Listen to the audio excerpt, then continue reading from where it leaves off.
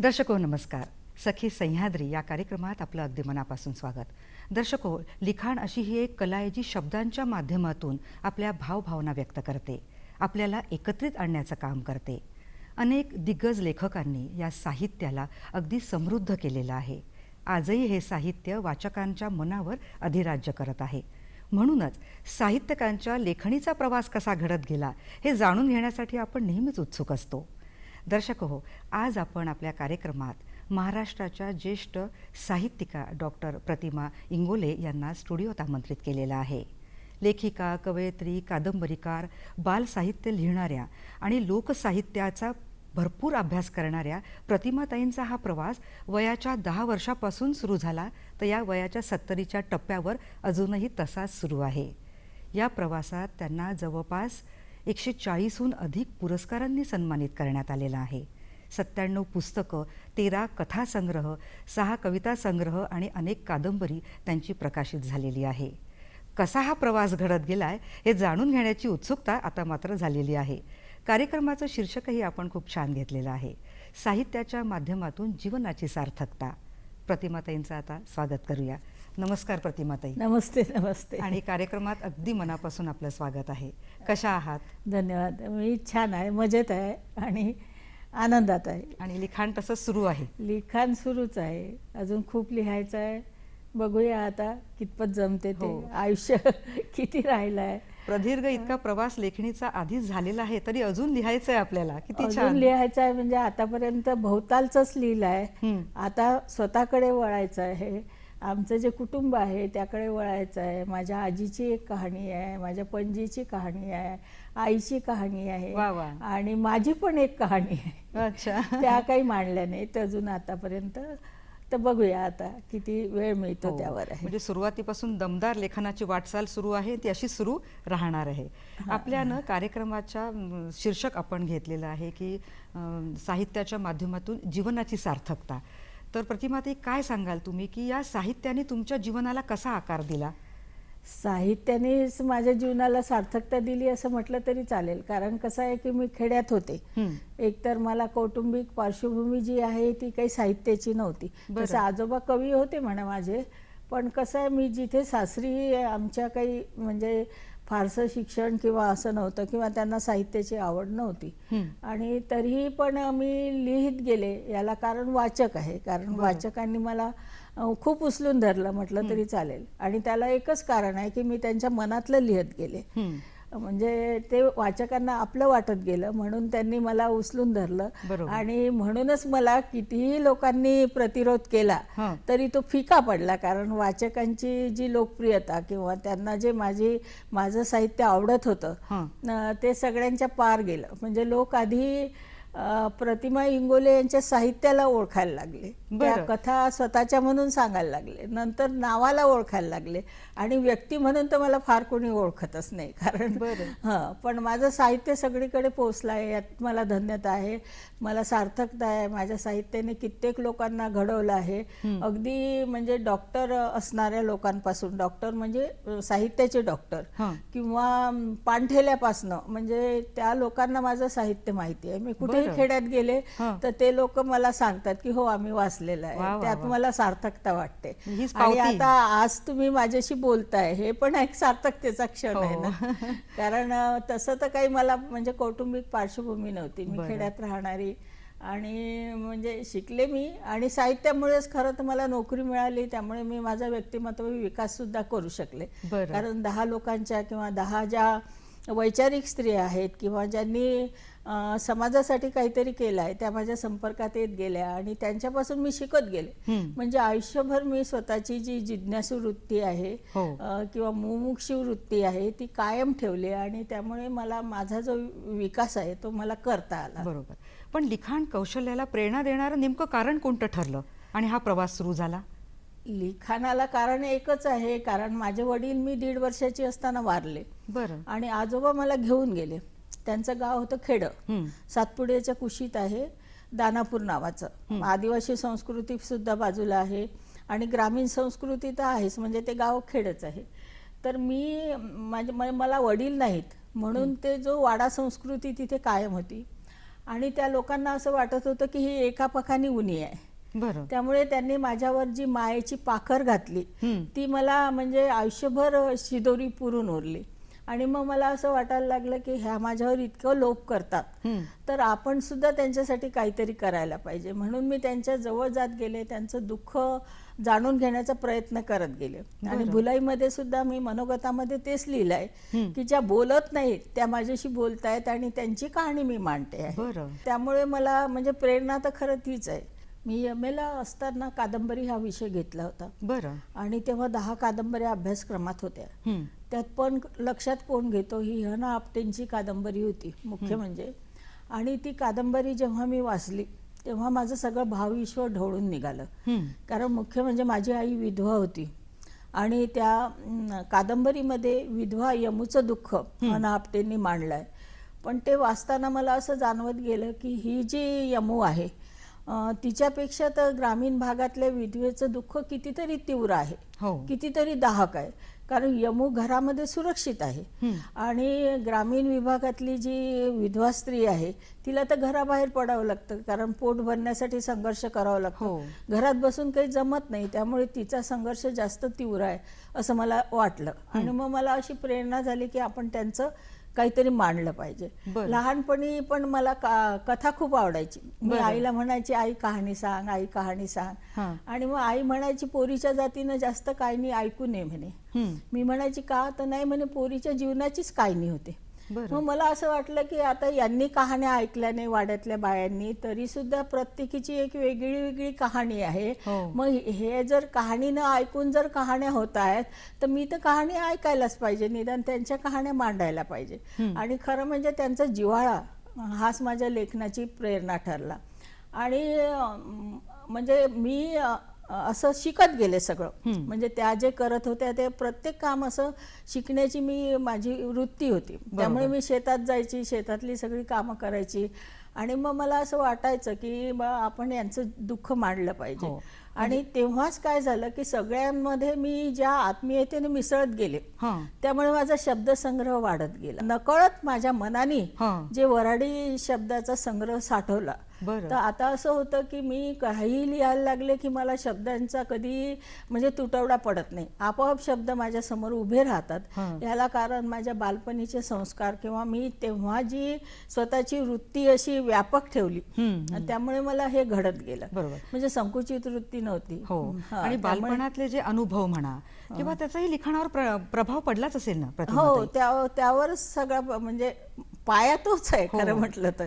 मी जर दानापूरला गेले नसते तर कदाचित मी एवढं वऱ्हाडीमध्ये लिहू शकले नसते. हो. हे नक्कीच आहे. कारण ग्रामीण भागात मी राहत गेले, शेतात जात गेले, वाड्यात राहत गेले, प्रत्येक माणसाशी बोलत गेले. हं. आणि त्यातून मला आणि मुख्य म्हणजे काय आहे की माझं जेव्हा बालपण होतं हं. तेव्हा लोकसंस्कृती टिकून होती. म्हणजे वाड्यातल्या बाया दळत असताना गाणी म्हणायच्या हो. किंवा त्यांच्यामध्ये एक म्हण अशी होती की भावाच्या बहिणीने मुक्यानं दळू नये, म्हणून त्या अगदी ओव्या म्हणायच्या. मला त्या खूप आवडायच्या. बहुरूपी गावामध्ये यायचे किंवा मग तेव्हा टिपणीची आरती निघायची, गावात वाफ निघायची. म्हणजे मी ती संस्कृती अनुभवली. हो. कदाचित ही संस्कृती अनुभवणारी माझी पिढी ही शेवटचीच असेल. आणि म्हणजे त्यालाच कारण ठरलं की मी जे लोकसाहित्याचा अभ्यास केला. हो. कारण लोकसाहित्य परिषद गोव्यामध्ये झाली होती 5वी. बरं. योगायोगाने मी त्याला गेले. कारण काय की आमचे जे स्नेही होते, भाऊ माझे मानलेले, ते म्हणाले चला, नाहीतरी आपण गाडीने जातोय तर तुम्ही पण दोघं चला. म्हणजे असं मिळून आम्ही 5-6 जण मिळून म्हणजे गेलो होतो. आणि तिथे दुर्गा भागवत अध्यक्ष होत्या. बरं. तर त्यांनी तेव्हा सांगितलं, आव्हान केलं होतं सगळ्यांना की आता ही जे लोकसाहित्य आहे हे नष्ट होणार आहे. त्यामुळे आताच जर तुम्ही त्याचं संकलन केलं तरच ते राहील, नाही तर हा एवढा मोठा जो म्हणजे लोकसाठा आहे किंवा काय धनाचा साठा आहे किंवा शब्दांचा साठा आहे किंवा साहित्याचा साठा आहे तर हा नष्ट होणार आहे. आणि माझ्या मनाला ते इतकं भिडलं की मला असं वाटायला लागलं की त्या माझ्यासाठी बोलतायत. बरं. मला असं वाटायला लागलं की मी खेड्यात राहते आणि मी लोकांच्या जवळ आहे, तर हे काम माझंच आहे. आणि त्यामुळे मी तेव्हापासून लोकसाहित्य संकलनाला सुरुवात केली. आणि त्यातून मला भयंकर आनंद, म्हणजे अतिशय काय म्हणूया, खूप म्हणजे अनुभूतीच्या पलीकडे आनंद मिळत गेला. बरोबर. कारण काय की मी प्रत्येकाच्या सान्निध्यात आले, म्हणजे हो. ज्या स्त्रीच्या जवळ लोकसाहित्य मी गोळा करायला गेले की तिच्याशी मी संलग्न होत गेले. माझी बरोबर. बोरवाली बाई नावाची जी गोष्ट आहे हां. तर ती त्यावरच आधारित आहे. हो. आम्ही दर्यापूरला नवीन प्लॉट घेतलेला होता, शेजारी शाळा होती बरं. आणि त्या शाळेमध्ये एक बोरवाली बाई बोरं विकायला यायची आणि ती शाळेत जाताना आमच्या दारासमोरून कधीतरी जायची आणि आवाज द्यायची की बोरं घ्या बोरं. मग एक दिवस मी तिला बोलवलं. मी तिला म्हटलं की आजी, म्हटलं बोरं कशी दिली? हां. तर ती म्हणे, बाई तुम्ही शिकलेल्या बाया हिकात्या भल्ल्या करता म्हणे. हां. काऊन की म्हणे मी आता 4 रुपये पायली सांगितलं तर हां. तुम्ही म्हणाल महाग झाले, आणि 2 रुपये पायली सांगितलं तर मला तर पुरलं पाहिजे म्हणे. बरं. मी म्हटलं बरं मग असं कर, म्हटलं 3 रुपये पायली मला बोरं दे. हां. मग तिने मला बोरं दिली आणि मी तिला म्हटलं, आजी तुला गाणे येतात का? हो म्हणे, मला भजनं येतात, हे येते ते येते. मी म्हटलं मला भजनं नको आहेत, हं. मला जे जुने गाणे होते ना, म्हटलं इनामायचे गाणे, महादेवाचे गाणे, जात्यावरच्या ओव्या, त्या मला पाहिजे आहे. तर त्या म्हणे, बाई त्या लिहून तुम्ही काय करताय? हं. ते आता जातं मुक्क झालं म्हणे, आणि त्यानं म्हणे कोण म्हणते ते म्हणे गाणं? मी म्हटलं म्हणूनच मला पाहिजे आहे, कारण म्हटलं जातं मुक्क झालं हो. आणि आता ते गाणे लोक विसरतायत आणि मग ते म्हणजे कुठेतरी ठेवले पाहिजे म्हटलं आपण जतन करून. तर म्हटलं मग तुला येतात का? ते म्हणे हो ना म्हणे, मला येतात म्हणे. मग मी म्हटलं मला सांग ना. नाही म्हणे, बाई मी कशी सांगू म्हणे, हां. मी तर म्हणे आता मला बोरं इका लागतात म्हणे. मी पार्टी उठतो म्हणे, बोरं याचायला जातो म्हणे, टोपलीवर बोरं आणतो, भाकर करतो म्हणे, आणि मग हे पाशी दोरी आणतो आणि मग दारोदार हिंडतो म्हणे. मग मला कुठे टाईम आहे? मी तिला म्हटलं असं कर, तू शिदोरी नको आणत जाऊ म्हटलं, मी तुला जीव घालत जाईन आणि तितक्या वेळात तू गाणे सांगत जा जेवता जेवता आणि मी लिहून घेत जाईन. असं काहीतरी सांगा म्हणे बाई, बरं. असं सांगा म्हणे. मग तिचा माझा असा लिखित करार झाला की मी तिला जीव घालायचं, तिने मला गाणे सांगायचे. आणि मुख्य म्हणजे काय झालं की मी अशी स्टूल समोर घ्यायची, खुर्चीवर बसायची, रजिस्टर घ्यायची, हातात पेन घ्यायची, ती बाई अशी खाली बसायची आणि मी तिला जेवायला द्यायची समजा, आणि जेवता जेवता गाणे सांगायची. आणि काय सांगू, म्हणजे त्या अशिक्षित बाईला किती मोठा साठा. 200च्या वर गाणी पाठ होती. बरोबर. मग मला असं वाटायला लागलं तेव्हा की आपला हा अभिमान व्यर्थ आहे की आपण MA झालो आहे, आपण फर्स्ट क्लास फर्स्ट आलेलो आहे, आपण म्हणजे लिहितो आहे, आपण शिकवतो आहे. म्हटलं आपल्याला काहीतरी मिळवायचं होतं म्हणून आपण हे सगळं केलं. या बाईला तर काही मिळवायचं नाही, तिला हेही माहिती नाही की हे लोकगीत आपण स्मरणात ठेवले तर कोणीतरी आपल्याला विचारील आणि आपण ते सांगू, हे माहिती नाही. आणि तरी सुद्धा तिच्या 200 गाणी पाठ आहेत, म्हणजे माझ्या स्मरणशक्तीपेक्षा तिची स्मरणशक्ती तीव्र आहे. आणि पण तुमची तिला संधी मिळाली बुद्धी नाही. इथे कामी आली ना प्रतिमाताई. तुम्ही तिच्यातले ते गुण ओळखलेत आणि ते तुमच्याकडे आत्मसात करण्याचा प्रयत्न केला आणि तुमचा कथासंग्रह एक तयार झाला ना त्यावर. आणि असे विषय तुम्हाला आजूबाजूचे लोकांकडे बघून ते मिळत गेले. आणि नाही, मग मला असं वाटायला लागलं, ती जेव्हा उठून गेली ना आणि तिने आवाज दिला बोरं घ्या बोरं, तेव्हा मला असं वाटलं की ही कदाचित माझी आजीच आहे. कारण तिला संधी मिळाली नाही. तिला संधी मिळाली असती तर ती माझ्याहीपेक्षा पुढे गेली असती, आणि मला संधी मिळते. असं माझी ती एक कथा आहे जावयाचं पोर नावाच्या पुस्तकामध्ये, बोरं घ्या बोरं. आणि जावयाचं पोर हा कथासंग्रह स्त्रियांबद्दलचा आहे की ज्या स्त्रिया धडपडतात, ज्यांना असं वाटतंय की आपल्यावर अन्याय झालाय, त्या स्त्रियांचा आहे. जेव्हा महाराष्ट्रामध्ये स्त्रीवादी हा शब्द सुद्धा आलेला नव्हता. 1984 मध्ये प्रकाशित झालेला आहे. प्रतिमा, आता ब्रेकची वेळ होतीये, कारण इतक्या सुंदर पद्धतीने तुम्ही हे सांगताय की कशा पद्धतीने आता हा तुमचा लिखाणाचा प्रवास सुरू झाला. पुढेही जाणून घेऊया, पण इथे थांबूया. दर्शक हो, कार्यक्रमात घेऊया एक छोटीशी विश्रांती. कुठेही जाऊ नका, पाहत राहा कार्यक्रम सखी सह्याद्री.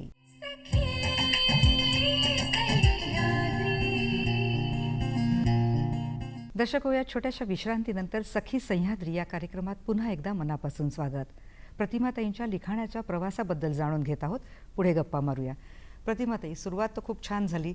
सुरुवातीला बरेचसे मुद्दे कळले, कसं बालपण होतं, कसं लिखाणाला सुरुवात झाली. कथा कविता आपण याबद्दल आता थोडंसं बोलूया. 13 कथासंग्रह तुमचे प्रकाशित झालेले आहेत, तर काय आशय होता त्याचा, कसे विषय सुचत गेले त्याचे? पहिला जो संग्रह आहे हजारी बेलपान, तेव्हा काय की मला वाचायची खूप आवड होती लहानपणापासून. त्यामुळे मी लग्न झाल्यानंतर आमच्या घरी काही पुस्तकं फारशी नव्हती.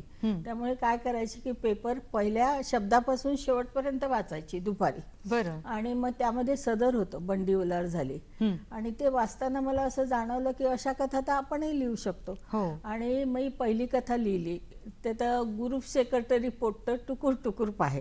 म्हणजे हे शीर्षक मी नाही दिलं, मी त्याला शीर्षक दिलं होतं माय लग्नाची गोठ. आणि मग त्यामध्ये असं दाखवलं होतं की एक म्हणजे असा तरुण मुलगा आणि मुलगी, आणि ती मुलगी तिला तो आवडत असतो, पण तिला हे वाटतं की याच्याशी आपलं लग्न होणं शक्य नाही, म्हणून ती त्याला त्या भावनेने विरोध करत असते.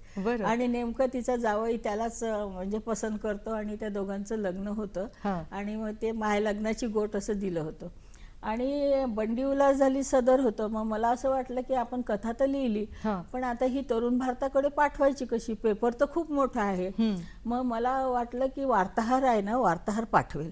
तर तो वार्ताहर ओळखीचा होता, त्याच्याकडे आम्ही गेलो. त्याला म्हटलं मी कथा लिहिली आहे. तर तो मला म्हणाला की वहिनी म्हणे काही उपयोग नाही म्हणे, मीच तर त्या सदरासाठी कथा लिहिली, त्याला 1.5 वर्ष झाले म्हणे पाठवून, ती छापली नाही म्हणे, आणि तुमची काय छापतात म्हणे कोणी? तुम्ही असं करा म्हणे, कथा न्या आणि बंबामध्ये जाळून टाका किंवा फाडून टाका. मग मी म्हटलं ठीक आहे. म्हणजे त्याला काय उत्तर देणार मी? घरी आल्यावर मला असं वाटलं की आपण लिहिलेली कथा आपणच कशाला फाडायची, निदान संपादकाला फाडू दे. मग मी दुसऱ्या दिवशी काय केलं की जो पेपर आहे ना तो पूर्ण पाहिला. म्हटलं पेपरवर पत्ता कुठेतरी असेलच. मग तो पत्ता मला सापडला. आणि माझे मिस्टर वकील असल्यामुळे ते एकदा कोर्टात गेले 10 वाजता की घरी माझंच राज्य. आणि थोडेफार तेव्हा खाऊचे पैसे मिळायचे. तेव्हा पद्धत होती की बा मुलगी तिथे दानापूरला खेड्यात किंवा सासरी जाताना खाऊ मिळेल मला.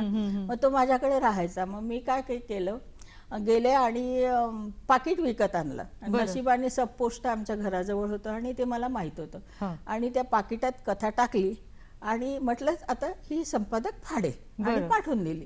पण उलट झालं भारताला. पण झालं उलट. तर तिथे जे संपादक होते त्यांचं नाव प्रभाकर शिरास, नागपूरचेच होते. तर त्यांनी ती कथा वाचली नाही, तर मला लगोलग पत्र लिहिलं आणि त्यामध्ये त्यांनी लिहिलं की बा प्रतिमाताई, तुमच्या या कथेमध्ये दुर्मिळ आणि असा तरल विनोदी धागा आहे, आणि ही भाषा जी आहे ती अस्सल आहे म्हणाले, अशी उगवल्यासारखी वाटते, अंगावर येते, आणि तुम्ही छान लिहू शकाल. आणि त्यांनी त्याला रेखाटन टाकलं आणि ती 3च आठवड्यात ती कथा छापली. आणि ती वाचल्याबरोबर तेव्हा काही पत्र, म्हणजे तेव्हा काही बाकी नव्हतं, म्हणजे फोन वगैरे नव्हता, तर माझ्या घरी पत्राचा पाऊस आला की अक्षरशः लोक मला म्हणायला लागले की तुम्ही दुसरी कथा कधी लिहिता, काय लिहिता. आणि त्यामुळे मला असं वाचकांनी घडवत गेलं. आणि आणखी एक कारण असं की माझे आजोबा कवी होते, पण त्यांना काही कळलं नाही की आपण पुस्तक प्रकाशित केलं पाहिजे, म्हणजे मग तेव्हा आपलं नाव होईल. किंवा त्यांनी म्हणजे संधीच्या वगैरे व्याख्या दुरुस्त केल्या, व्याकरणाचे ते पंडित होते, पण तेही त्यांना कळलं नाही की यांच्या व्याख्या दुरुस्त करण्यापेक्षा आपण पुस्तक छापावं, कारण त्यांना कोणी मार्गदर्शक नव्हतं. आणि माझी कथा प्रकाशित झाल्याबरोबर त्यांना खूप आनंद झाला. आणि मला असं वाटायचं की आपल्या म्हणजे आपल्याला यांनी घडवलं, वागवलं, आणि यांना जर आनंद मिळतो आहे तर यांच्यासाठी आपण काहीतरी केलं पाहिजे. आणि या वाचकांच्या प्रतिक्रियांमुळे तुम्हाला उत्साह निर्माण झाला आणि अजून कुठले विषय मी निवडू असाही प्रश्न तुम्हाला पडला असेल.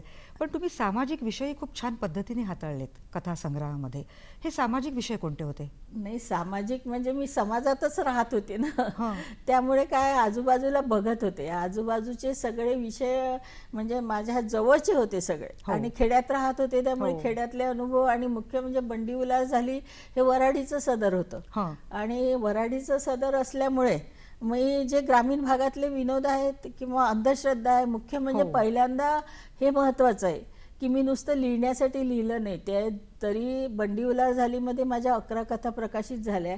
त्यामध्ये भिकीचे कपडे किंवा सगळं अंधश्रद्धेवरती आहे, किंवा ग्रामीण भागातले म्हणजे जे घातक प्रथा आहेत किंवा मला वाटल्या अवस्था म्हणा, किंवा त्यांना सोसवणारे प्रश्न, त्रास देणारे प्रश्न, त्याची व्यथा तुम्ही मांडलेली आहे. ते मांडत गेले मी, आणि म्हणून ते लोकांना आवडत गेलं. कारण त्यांना प्रत्येकाला आज असं होतं की म्हणजे अभिमान म्हणून किंवा स्वतःची स्तुती म्हणून सांगत नाही, पण माझं साहित्य वाचताना त्या वाचणाऱ्याला असं वाटतं की हे माझंच वाचतंय किंवा माझ्या बाबतच घडतंय. म्हणजे एक आमचे मानलेले वडील आहेत किंवा केशव बोबडे नावाचे लेखक येवद्याचे, त्यांची पण अशी उपेक्षा झाली.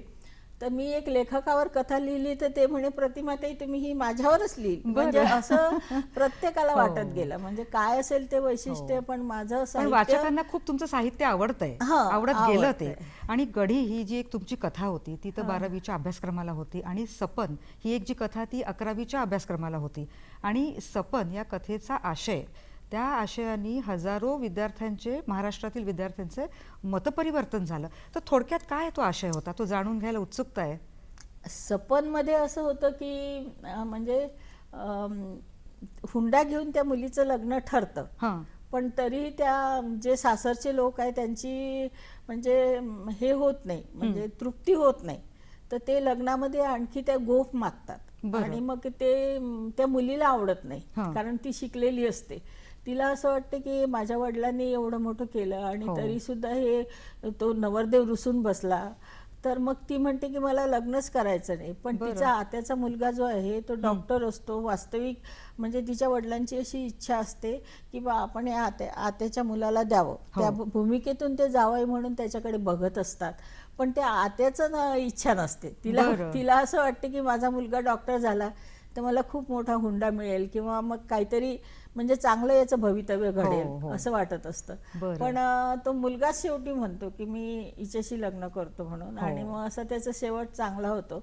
म्हणजे सकारात्मक संदेशही समाजात गेला, आणि मतपरिवर्तन होणं म्हणजे ही किती मोठी गोष्ट. आणि हे लेखणीने हे होतंय तुमच्या, त्यामुळेच ती मुलांना आवडली. कारण कित्येक असे मला पत्र आले, तेव्हाही हजारोच्या वर पत्र असतील माझ्याकडनं. ते सगळे काही म्हणजे जपून ठेवता नाही आले, पण काहीतरी असतीलच. आणि एक कौतुकाची गोष्ट म्हणजे शांताबाई शेळकेंनी तुमच्या एका कथासंग्रहाला खूप शाबासकी दिली. तो अनुभव काय होता? हा, तो हजारी बेलपान, तोच बंडी उलाळ झाली मधल्या ज्या 11 कथा आहेत ना, त्याचा सगळा इतिहासच आहे. कारण काय झालं की 11 कथा माझ्या प्रकाशित झाल्या, आणि मी कधीतरी मधुकर केचेंना भेटायला गेली तर ते मला म्हणाले की तुझ्या आता कथा तर प्रकाशित झाल्या आणि साहित्य संस्कृती मंडळ अनुदान देतं म्हणे, तर तू आता त्या कथा पाठव. पण विशेष म्हणजे माझ्याकडे एकही कथा नव्हती, कारण मला हे माहितीच नव्हतं की कार्बन कॉपी आपण करून ठेवायला पाहिजे किंवा त्याची प्रत आपल्याकडे. जे आम्ही हे केल्या म्हणजे लिहिल्या आणि त्या पाठवल्या. मग परत एवढं तरी बरं झालं की माझ्याकडे पेपरची कात्रणं होती. ती कात्रण मी समोर ठेवली, माझ्याच कथा परत लिहिल्या आणि त्या साहित्य संस्कृती मंडळाकडे पाठवल्या. आणि मी म्हटलं चला आता आपल्याला अनुदान मिळेल किंवा नाही मिळेल. आणि मुख्य म्हणजे माझ्या सुदैवाने काय झालं की ते केज पुरोहित सरांकडे, त्यांची तेव्हा बदली झाली होती तिकडे मुंबईला, आणि त्यांच्याकडे ते हस्तलिखित गेलं. तर ते वाचल्याबरोबर इतके चकित झाले, आणि त्यांनी त्या मधुकर केचे त्यांचे मित्र की त्यांना हे केलं म्हणजे की बा ही पोरगी कोण आहे म्हणे, ही एवढी अस्सल आणि एवढी म्हणजे अशी हृदयाला स्पर्शी लिहिते म्हणे, ही कोण आहे म्हणे. आणि त्यांनी मला अनुदान मंजूर केलं, आणि त्यांनी तेव्हापासून मधुकर केचेंना सांगून ठेवलं की त्या पोरीला मला भेटायचं आहे. आणि जेव्हा अशा दमदार लेखिकेंकडनं, मोठ्या व्यक्तीकडनं जेव्हा शाबासकी मिळते तेव्हा भरून पावल्यासारखं वाटतं की नाही, आपण जे लिखाण केलं ते 100% त्याला न्याय दिला गेला. प्रतिमाताई इथे थांबवते आहे कारण ब्रेकची वेळ झालेली आहे. दर्शक हो, प्रतिमाताईंशी अशाच गप्पा पुढे चालू राहणार आहे, पण इथे थांबूया आणि घेऊया एक छोटासा ब्रेक. भेटूया लगेचच.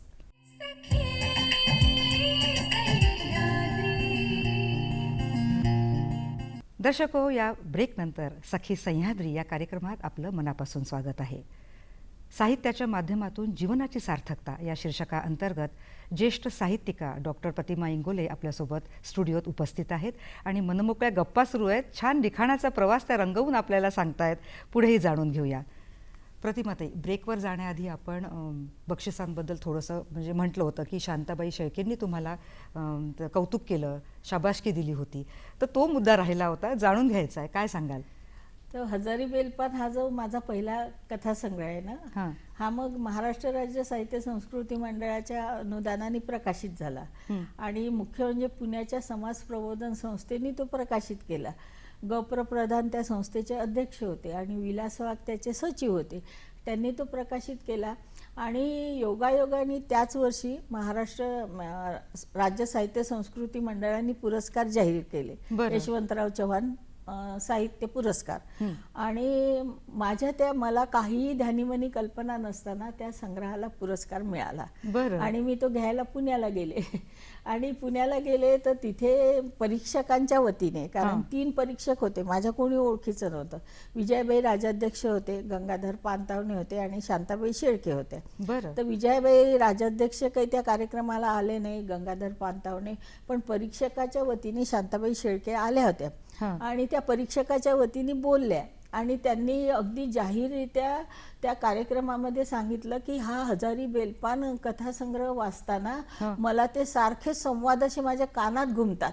म्हणजे पुष्पे नाव आहे, तर त्यांनी असं वाक्य सुद्धा उच्चारून सांगितलं आणि अक्षरशः माझ्या अंगातून तेव्हा 20 सरसळून गेली. असं वाटलं की माझ्या लेखनाची सार्थकता झाली.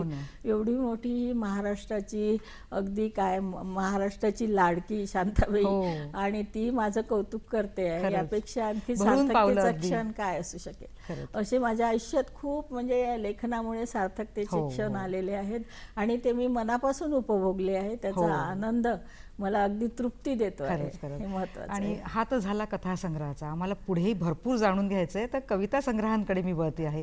तर कशा कविता सुचत गेल्या आणि कोणते विषय तुम्हाला जास्त करून कवितेत घ्यावेसे वाटले?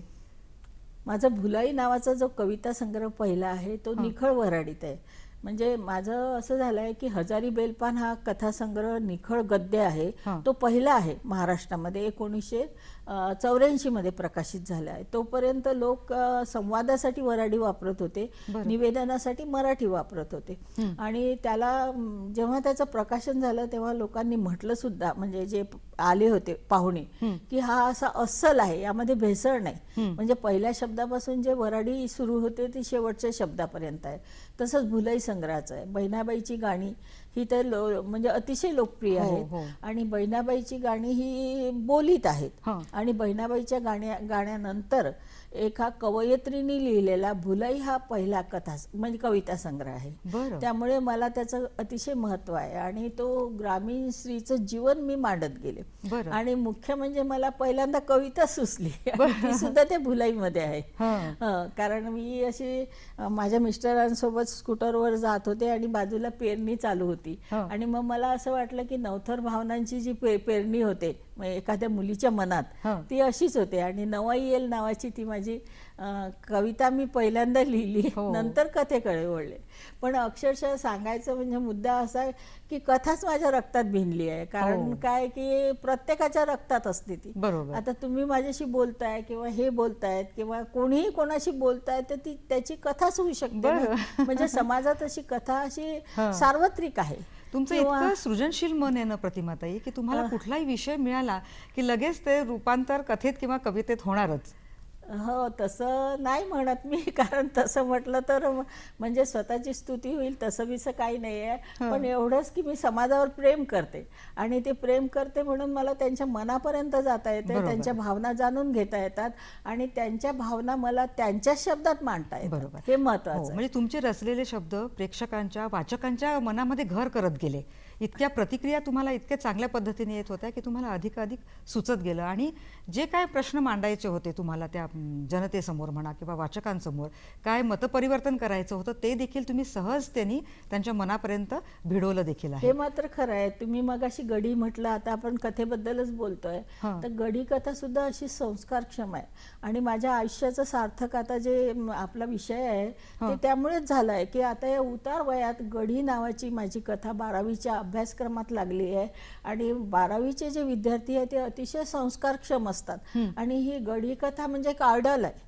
बरं. एक माणुसकीचा आयडल आहे म्हटलं तरी चालेल. ती कथा पण प्रतिकात्मक आहे, खूप सुंदर आहे आणि सगळ्यांना अतिशय आवडते. म्हणजे आणि मुख्य म्हणजे शिक्षक सुद्धा त्यापासून शिकू शकतात, विद्यार्थी सुद्धा शिकू बरोबर. शकतात आणि म्हणजे एक मतपरिवर्तन सगळ्यांचं बरोबर. होत आहे. म्हणजे लेखकाच्या हां. लेखणीमध्ये एवढी ताकद असते हो. की ती चांगल्या विचारांमध्ये ती परिवर्तित करू शकते चांगले विचार ते. त्यामुळे मला म्हणजे हा गडी कथा माझी 12वीला लागणं हो. हा माझ्या आयुष्यातला अत्युच्च आनंदाचा बरोबर. क्षण आहे. म्हणजे कविता वाचकांच्या मनात रुजत गेल्या, कथा वाचकांच्या मनात ठसत गेल्या आणि तुम्हाला वैभव देत गेल्या. आता वळूया आपल्या कादंबरी लिखाणाकडे. हाही एक खूप मोठा प्रवास आहे तुमचा कादंबरी लेखनाचा. कधी कधी नवल वाटतं प्रतिमाताई की इतकंच धाटणीचं, वेगवेगळ्या धाटणीचं साहित्य हाताळायला तुम्हाला वेळ कसा मिळाला आणि अगदी छान पद्धतीने प्रत्येक लिखाणाला भरपूर वेळ देऊन तुम्ही ते रचलेलं आहे. अनेक कादंबऱ्या तुमच्या प्रकाशित झालेल्या आहेत. तर त्या कादंबरीमध्येही देखील सामाजिक विषय आहे, जसं तुमची बुढाई आहे, राशा टेक आहे किंवा नंतर दास्तान आहे. तर काय आशय होते या कादंबरीचे? मुख्य म्हणजे काय आहे की मला सांगताना हे म्हणजे महत्वाचं वाटतंय की माझ्या कादंबऱ्याच फार महत्वाच्या आहे. कारण बुढाई ही जी कादंबरी आहे ती भूमिविषयक आहे. हो. आणि तो विषय जेव्हा मी मांडला त्यानंतर ती 4-5 वर्षांनी प्रकाशित झाली आणि तो विषय आज लोक मांडतायत.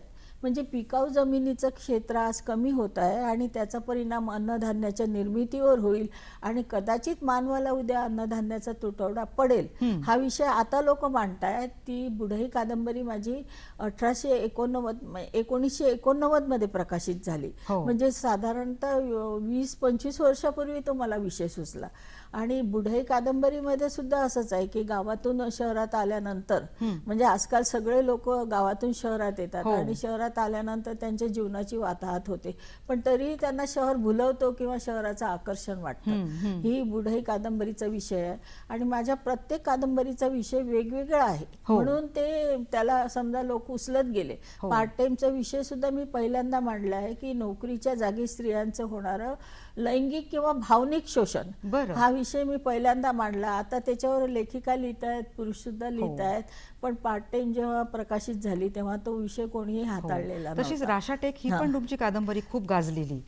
राशा टेक तर माझी सगळ्यात आवडती कादंबरी आहे. बरं. कारण काय की ती माझ्या म्हणजे साहित्याचं मूल्यगर्भ आहे असं म्हटलं तरी चालेल. कारण राशा टेक म्हणजे स्त्रियांबद्दलची तर आहेच, पण असं म्हणू शकतो, पण मी जो लोकसाहित्याचा अभ्यास केला त्याचा तो परिपाक आहे असं म्हटलं तरी चालेल. कारण काय की दानापूर या गावामध्ये ती राशा टेक आज अस्तित्वात आहे.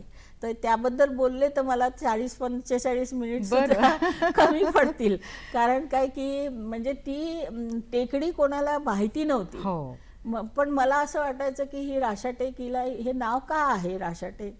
तर मी लोकसाहित्य गोळा करत होते पण कोणालाच ते माहिती नव्हतं. पण मला माझ्या सुदैवाने एका बाईकडून गोष्ट कळली की या गावामध्ये एक म्हणजे श्रीमंत माणूस होता, त्याला एक मुलगी होती, एक मुलगा होता आणि मुलीचं त्यांनी लग्न करून दिलं, चांगल्या घरी दिलं आणि मुलाला आपली संपत्ती दिली. आणि म्हणजे नंतर मग ते दोघं बहीण भाऊ राहिले, म्हणजे आई वडील वारले.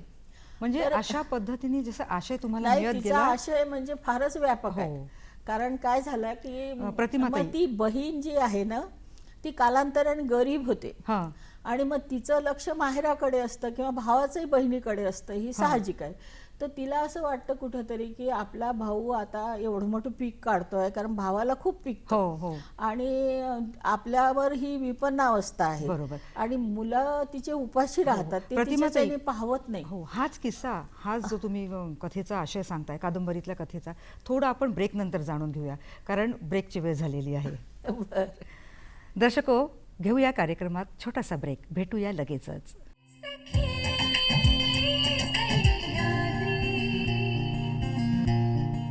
दर्शको, या छोट्याशा विश्रांतीनंतर सखी सह्याद्री या कार्यक्रमात पुन्हा एकदा मनापासून स्वागत. प्रतिमाताईंच्या लिखाणाचा प्रवास जाणून घेत आहोत, पुढेही जाणून घेऊया. प्रतिमाताई, अशा रीतीने कथा, कविता, कादंबरी छान लिहित तुम्ही तो प्रवास तुमचा पुढे सुरूच होता. लोकसाहित्याचाही तुम्ही सखोल अभ्यास केलेला आहे. 6 पुस्तकं त्याची प्रकाशित झालेली आहेत. कोणते विषय आणि कसा हाताळला हा विषय? लोकसाहित्य परिषदेला गेले आणि दुर्गा भागवत जे बोलले ते मला असं वाटलं की माझ्याचसाठी बोलले. हं. आणि मी खेड्यात राहतच होते, लोकसाहित्याच्या संपर्कात होते, त्यामुळे मी ठरवून टाकलं की आपण आता लोकसाहित्य गोळा करायचं. आणि मी PhDचा विषयसुद्धा तोच घेतला, वऱ्हाडी लोकगीतांचा चिकित्सक अभ्यास. हो. माझे गाईड मला म्हणाले की हा विषय न झेपणार आहे, पण मी म्हटलं की नाही, मी PhD करीन तर याच विषयावर करीन. आणि मुख्य म्हणजे मला 3दा टर्म बदलायला लागले, 5-5, कारण काय की 10 वर्ष मला लोकगीतं गोळा करायला लागली. बरं. आणि ती लोकगीतं आपल्या म्हणजे विदर्भातल्या आमचे जे 5 जिल्हे आहे त्या ती कोणीच आतापर्यंत गोळा केलेली नव्हती. हो. म्हणजे दोघांनी पांडुरंग श्रावणगोरेंनी केली होती, पण ती फक्त यवतमाळ जिल्ह्याची केली होती, किंवा तिकडे एकाने मोत्याचा कंठा म्हणून ती चिखली घाटावरची केली होती. पण पूर्ण सर्व समावेशक अशी लोकगीतं गोळा करणारी मी पहिलीच आहे. हो. आणि ते एवढी मोठी गाथा झाली. आणि बरं. मुख्य म्हणजे इतके परिश्रम की जिला मी विचारलं की बा म्हणजे मला लोकगीतं सांग, तर तीच रिपीट करायची. तरी सुद्धा मी ती लिहून घेतली, त्याचं संकलन केलं, त्याचं संपादन केलं आणि त्याचं पुस्तक काढलं, वऱ्हाडी लोकगाथा नावाचं. बरं. आणि त्याला सुद्धा म्हणजे याचा मुंबईचा पुरस्कार मिळाला, मोठा पुरस्कार मिळाला. आणि मग PhD केली. मुख्य म्हणजे त्याचेच 3 पुस्तकं झाली, वऱ्हाडी लोकगीतांचा चिकित्सक अभ्यास आणि लोकभाषा, वऱ्हाडी लोकभाषेचा मी पहिली आहे की मी पहिल्यांदा अभ्यास केला. आता अभ्यासक करतायत म्हणजे विदर्भामध्ये, पण माझं पुस्तक पहिलं आहे की जिने भाषाशास्त्रीय वऱ्हाडी भाषेचा अभ्यास केला. बरं. आणि ते लोकभाषेचा भाषाशास्त्रीय अभ्यास वऱ्हाडी लोकभाषेचा असं पुस्तक हे आहे. जी लोकगीतं लोप पावत चाललेली आहेत, हं. त्याचा परंपरा पिढ्यापिढ्यांनी ही जी लोकगीतं आहेत त्याचा साठा तुमच्या जवळ आहे. आणि मुख्य म्हणजे काय आहे की मी त्यामध्ये पाठभेद केले नाही, मनाचं काही नाही, जसं आहे तसं अस्सल त्याचं संकलन केलं, त्याचं संपादन केलं. आणि मग त्यावर माझा अभ्यास आहे, संशोधन आहे, पारंपरिक स्त्रीगाथा आहे, लोकसंस्कृती आणि स्त्री जीवन आहे, वऱ्हाडी लोकगीतांचा चिकित्सक अभ्यास आहे, आणि वऱ्हाडी लोकभाषा आहे, आणि लोकगाथा आहे. म्हणजे 6 पुस्तकं. आणि लोकसाहित्याच्या अभ्यासकाला ती पुस्तकं पाहिल्याशिवाय किंवा हे केल्याशिवाय म्हणजे हेच नाही, पुढेच जाता येत नाही, असं आहे. बरोबर. म्हणजे ते हे एवढं दमदार साहित्य लिहिणं, विचार करून लिहिणं आणि नंतर बाल साहित्याकडेही वळणं, म्हणजे अगदी आता बाल साहित्य लिहिणं म्हणजे अगदी मुलांमध्ये मुलांसारखं राहावं लागतं, मिसळावं लागतं, निरागस असतात मुलं. त्यांच्या मनाच्या लेवलपर्यंत उतरून छान त्यांच्या पद्धतीने बाल साहित्य तुम्ही रचलत. ते कसं सुचलं आणि कसं रचलं? नाही, काय झालं की मला ते कथाकथन करायची पण एक सवय होती की बा आपल्या कथा म्हणजे ग्रामीण स्त्री तर काही वाचू शकत नाही, पण तिच्यापर्यंत आपण लिहिलेलं पोचलं पाहिजे, म्हणून मी कथाकथन करत होती. आणि तेव्हा माझ्या असं लक्षात आलं की समोर बसलेली जी मुलं असतात ना, की त्या मुलांना आपण जेव्हा कथा सांगतो तेव्हाही त्यांनाही आनंद मिळाला पाहिजे, किंवा मग आपण आपले वाचक घडवायचे, म्हणून मग मी बालसाहित्याकडे वळले.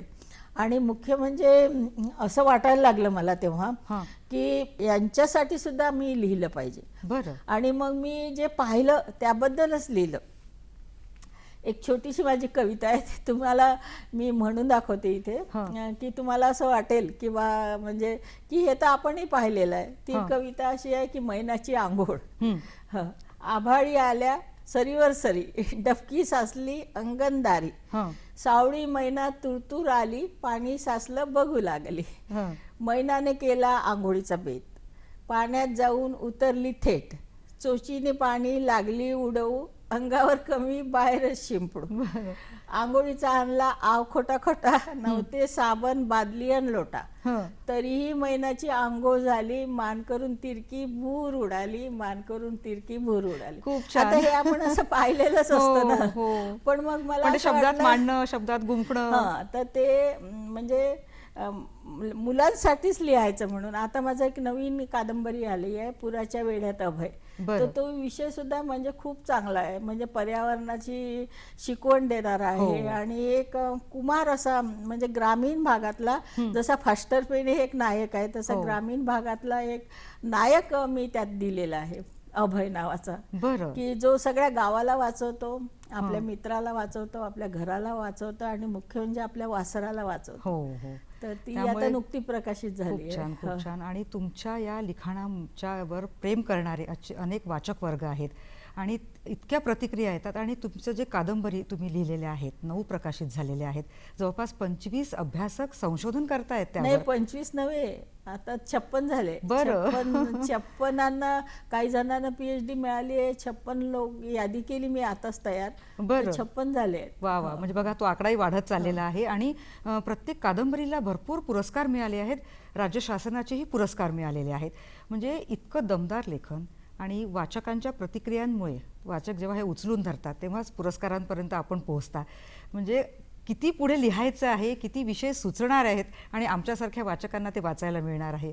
खूप छान, असंच तुमचं दमदार लेखन पुढे व्हायलाच हवं. आणखीन एक खूप छान मुद्दा आहे प्रतिमाताई तुमचा, की तुम्ही मराठी भाषेला दुर्मिळ शब्द मिळवून दिले आहेत. उत्सुकता आहे, हे कोणते शब्द आहेत?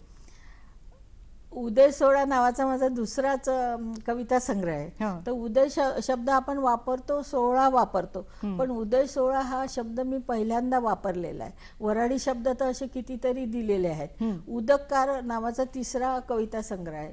तर उदककारचं पण तसं आपण उदोकार म्हणतो, पण मला असं वाटलं की अधिक तीव्र व्हायला पाहिजे, म्हणून जसं हाहाकार आहे, धिक्कार आहे, बरं. तसं उदककार आहे. मी आदिमायेशी संवाद आहे, तर तो अतिशय तीव्र व्हावा म्हणून त्या पुस्तकाला नाव दिलं आहे उदककार. हा शब्द मी पहिल्यांदा वापरला आहे. आणि आता माझं पुण्यनगरीमध्ये जे सदर चालू होतं त्याचं झुलते झुले नावाचं एक ललित पुस्तक येत आहे. तर त्यामध्ये तर असे कितीतरी शब्द आहे, म्हणजे वेड चढाई, आभाळ टिकली, जे कोणी आतापर्यंत वापरलेले नाही, किंवा नाचनघाई, असे म्हणजे पूर्ण शीर्षकच त्याचे असे वेगळे आहे की जे शब्द मी याला दिले आहे. तसं पाहिलं तर हजारी बेलपान पण म्हणजे मराठीला पहिल्यांदाच आलेला आहे. तो खेड्यात वापरत होते पण नव्हतं. म्हणजे अक्षिदीचे दाणे, माझ्या ज्या कथासंग्रहाचे नावं किंवा कादंबरीचे नावं, आता राशाटेक, हे सुद्धा आता हा शब्द नवीनच माहिती झाला, राशीची टेकडी.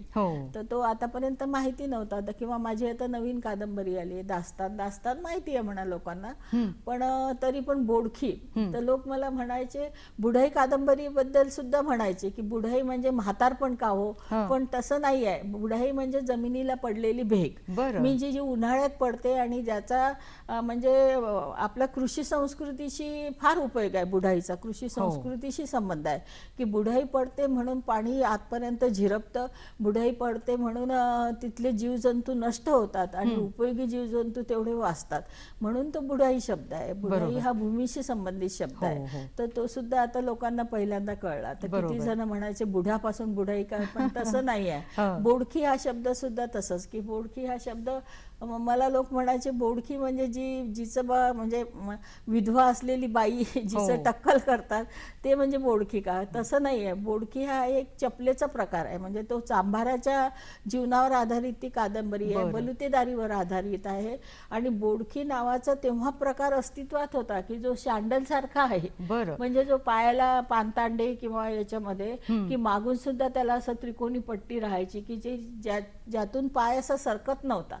म्हणजे किती शब्द ती बोडखी आता नष्ट होते. आता प्रतिमाताई, किती शब्द आपल्या मराठीमध्ये आहेत जे दुर्मिळ झालेले आहेत, पण त्यांची ओळख तुम्ही वाचकांना करून दिली. आणि वाचक वर्ग खूप चोखंदळ असतो, तो शोधत असतो काहीतरी नवनवीन वाचायला, आणि आपलं साहित्य त्याच्यासाठी खूप उत्तम ठरलेलं आहे. इथे थांबूया कारण ब्रेकची वेळ झालेली आहे. दर्शको, प्रतिमाताईंच्या साहित्यिक योगदानाबद्दल पुढेही जाणून घेऊया, पण इथे थांबूया आणि घेऊया एक छोटासा ब्रेक. भेटूया लगेचच.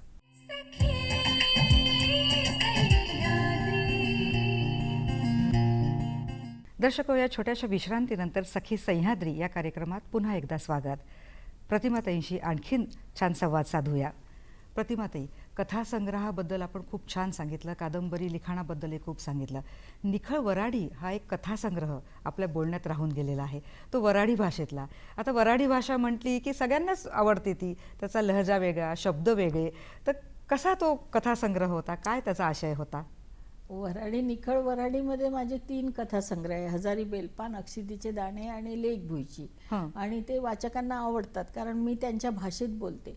आणि मुख्य म्हणजे मला असं वाटत गेलं की आपण ग्रामीण भागात राहतो आणि त्या माणसांचं म्हणजे समस्या किंवा त्यांचं जीवन मांडतो, तर त्यांच्या भाषेत मांडलं पाहिजे. म्हणजे असं मला आतून वाटत गेलं.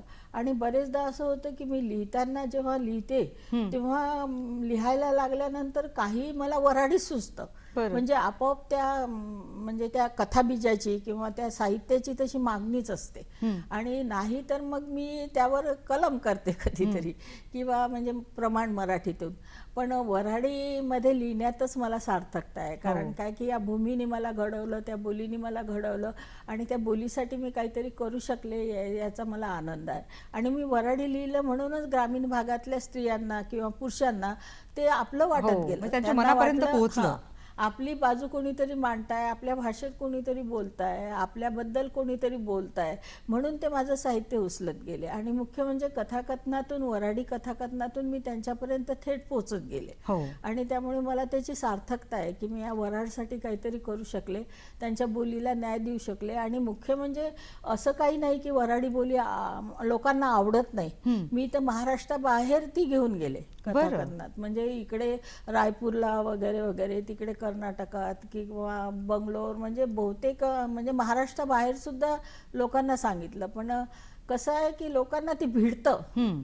असं काही भाषा म्हणून शेवटी साहित्याचं माध्यम आहे भाषा. बरोबर. शेवटी तो आशय महत्त्वाचा असतो, अभिव्यक्ती महत्त्वाची असते आणि त्यामुळे ती कथा आवडत गेली. म्हणजे हे महत्त्वाचं आहे की वऱ्हाडीला आम्ही महाराष्ट्राबाहेर पोहोचवलं. ते 4-5 लोक आहे, त्यामध्ये मी एक प्रामुख्याने आहे आणि स्त्री म्हणून तरी मी एकच आहे असं म्हटलं. छान तुम्ही सांगितलं या वऱ्हाडी भाषेबद्दल बोललात. तर 4-5 वाक्य ऐकायला आवडतील ना? तुमच्या त्या कथेतले वाक्य चालतील? चालेल ना. एक माझी ती गाजलेली कथा होती मिया बीबी राजी. त्यामधले वाक्य म्हणते, माय घरचा बुवा तसा लयच हौशी, मायवर तर त्याचा भलकासाच जीव, कोणची गोट त्यानं आणली का माह्यासाठी ठेवल्या बिगर त्याला चैन पडत नाही. पण माया बुड्याला हे सांगून मी पटत नाही. आता लग्नात कोणाला हुंडा द्यावा लागत नाही, पण माह्या बुड्यानं जवायले 500 रुपये हुंडा दिला, त्याचंच त्याला लय दुःख आहे. सदा मला उचकणं देते का पुष्पे त्या नवऱ्याला मी भक्कम पैसा दिला म्हणून. किती छान. आणि तुमच्या सगळं हे लक्षात पण आहे प्रतिमाताई. म्हणजे प्रतिमाताई काय आहेत, कशा आहेत याचं छान आम्हाला आता वर्णन इतरांनाही सांगता येईल. माझं पाठ आहे, अगदी 11 कथा पाठ आहे, वऱ्हाडी कविता पाठ आहे. म्हणजे मी एकदा काहीतरी म्हणजे असलं, आणि माझं जे साहित्य आहे ते माझ्या मनातच आहे, कारण मी मनापासून लिहिलेलं आहे. बरोबर. माझा जीव त्यात ओतलेला आहे. आणि म्हणून म्हणजे विषय वेगळे आहेत, लोकांचे विषय आहे, म्हणून त्याला पुरस्कार मिळाले. असं काही नाही, लोकांना असं वाटतं की असे काय या बाईला पुरस्कार मिळतात, तसं नाही आहे. वेगवेगळं आहे. लोकांचं लिहिलं, जे आतापर्यंत अस्पर्श होतं ते लिहिलं आणि जे विषय हाताळले त्यात जीव ओतला आणि म्हणजे त्यासाठी म्हणजे माझं आयुष्य खर्च केलं. म्हणजे रोजचा दिवस नवा असतो आणि तुम्हाला नवीन विषयही सुचत जातात आणि लगेच कथा कविता तयारी होत असेल आणि आमच्यासारख्या वाचक वर्गांना तर आनंदच आहे. मग इतका तुमचा हा प्रदीर्घ प्रवास आहे, तर प्रतिमाताई तुम्ही काय सांगाल की या क्षेत्रात येणाऱ्या नवोदित लेखकांना काय सल्ला द्याल? नवोदित लेखकांना तर त्यांना प्रसिद्धीची फारच घाई होते. तशी घाई करून काही उपयोग नाही. त्यांनी कसं आहे, जीवनाकडे सखोलतेने बघितलं पाहिजे. आणि मुख्य म्हणजे अनुभव जे आहे ते अनुभव घेऊन ते त्यांना मांडता आले पाहिजे. त्यासाठी साधना करावी लागते, इतरांचं लेखन वाचावे लागतं. पण तसं आता होत नाही ना. आजकाल फेसबुक यामुळे वगैरे वगैरे लवकरच प्रसिद्धी मिळते आणि त्यामुळे सगळ्यांना असं वाटतं की आपण फार मोठे लेखक झालो आहे.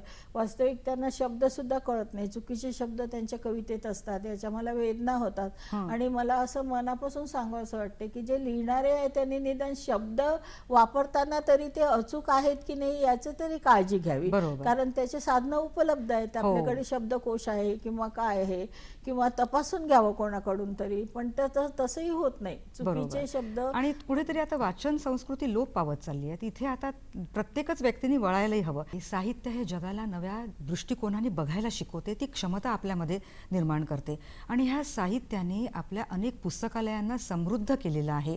इतका साहित्याचा आपल्याकडे साठा आहे. ज्या काळामध्ये, ज्या युगामध्ये हे साहित्य लिहिलं गेलं त्या युगाला हे साहित्य प्रतिबिंबित करतं. त्यामुळे नवीन पिढीने यावं आणि वाचनाचा आनंद घ्यावा. आणि वाचनाचे फायदे तर आपल्याला सगळ्यांना माहीतच आहे की आयुष्यात निखळ आनंद आणतो आणि आपल्यातला आत्मविश्वास देखील वाढवतो. तर प्रतिमाताई, तुमच्या पुढच्याही वाटचालीसाठी खूप खूप शुभेच्छा. असंच दमदारपणे लिखाण करा आणि वाचकांना वाचन याच्यातून तृप्त करा. तुमच्या पुढच्या वाटचालीसाठी शुभेच्छा. डॉक्टर प्रतिमा इंगोले, आपण इथे आलात आणि मनमोकळ्या गप्पा मारल्यात. दर्शकांच्या वतीनं आणि नागपूर दूरदर्शनच्या वतीने आभार. धन्यवाद. नमस्कार. धन्यवाद.